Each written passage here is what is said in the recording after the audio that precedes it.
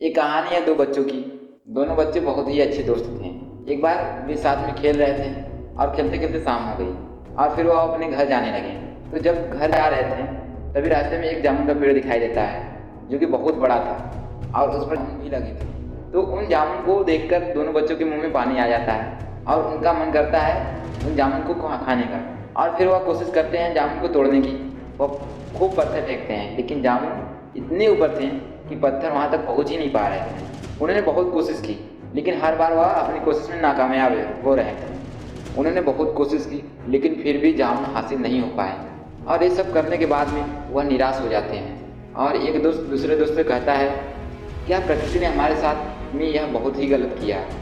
जो इतने मीठे मीठे छोटे छोटे जामुन हैं उन्हें तो इतना ऊपर रख दिया और जो बड़े बड़े तरबूज हैं वह बेल के सहारे ज़मीन पर होते हैं। वह दूसरा दोस्त कहता है कि बात तो तेरी बिल्कुल सही है, प्रकृति ने यह सही नहीं किया हमारे साथ। और जब दूसरा दोस्त यह बात कह रहा होता है तभी उसके सर पर एक छोटा सा जामुन का गुच्छा गिरता है और उसे हल्की सी लगती भी है। और यह देखकर पहला वाला दोस्त उस पर हंसने लगता है। और इसी दौरान उस पहले वाले दोस्त को एक बात समझ में आती है कि यार हम गलत थे, प्रकृति ने हमारे साथ जो कुछ भी किया है वह सब सही है। क्योंकि अगर उन जामुन की जगह पर अगर तरबूज गिरा होता तो शायद आज जिंदा भी न बच पाते। यानी प्रकृति ने जो भी हमारे साथ किया है वह बिल्कुल सही किया है और जो भी हमारे साथ हो रहा है वो सब हमारे भले के लिए हो रहा है। हाँ, वो अलग बात है, भला दिख नहीं रहा है लेकिन जो भी हो रहा है उसमें कहीं ना कुछ तो भला हमारे लिए छिपा हुआ है, बस हमें दिखाई नहीं दे रहा है। हम सब की लाइफ में मुश्किल हैं। हम सब कभी कभी ये सोचते हैं कि ज़िंदगी मेरे साथ ऐसा क्यों कर रही है, जबकि ज़िंदगी आपको नीचे क्यों ढकेलती है।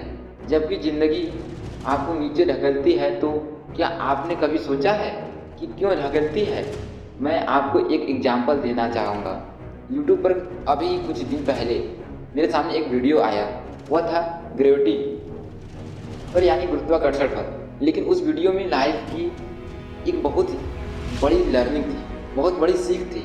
उसमें लाइफ की उस वीडियो में क्या था मैं आपको बताता हूँ। एक तरफ एक प्लेन सरफेस था जो कि नीचे की ओर जा रहा था, ढलान टाइप, और दूसरी तरफ एक सरफेस था जो सीधा नहीं था, अप डाउन टाइप था। स्क्रीन पर आप देख सकते हैं। तो यह सरफेस थे और इन दोनों सरफेस पर एक स्टील की बॉल रखी हुई थी जो कि अभी आप स्क्रीन पर देख सकते हैं। तो यह सरफेस थे और इन दोनों सरफेस पर एक स्टील की बॉल रखी हुई है ऊपर की साइड जो कि आप देख सकते हैं। और अगर इन दोनों बॉल को हम एक साथ छोड़ेंगे तो कौन सी बॉल पहले बाउंड्री लाइन पर पहुंचेगी। मैं आपके सामने वीडियो प्ले करता हूँ।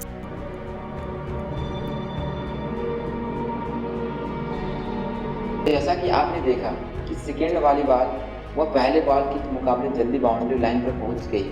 अब इसमें लर्निंग क्या है कि ज़िंदगी आपको जितनी तेज़ी से नीचे ढकेलती है उतनी ही तेज़ी से आपको ऊपर भी पहुंचाती है।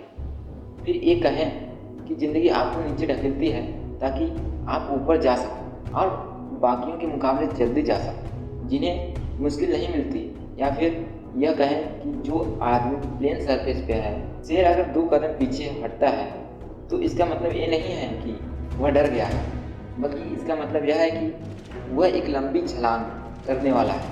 तो अगर ज़िंदगी तुम्हारे साथ कुछ गलत कर रही है तो डट कर चलते रहोगे तो सेकेंड बॉल की तरह एक न एक दिन बहुत तेज़ी से ऊंचाइयों पर जाओगे। लेकिन अगर हार कर रुक गए तो फिर तो तुम और ज़्यादा नीचे चले जाओगे। अगर ज़िंदगी तुम्हारे साथ कुछ खेल रही है तो ठीक है, लेकिन अगर सब कुछ ठीक है यानी कि सब कुछ प्लेन है तो फिर तुम खुद कुछ चैलेंज दो, क्योंकि जितना बड़ा चैलेंज होगा तस्वीर उतनी ही बड़ी होगी।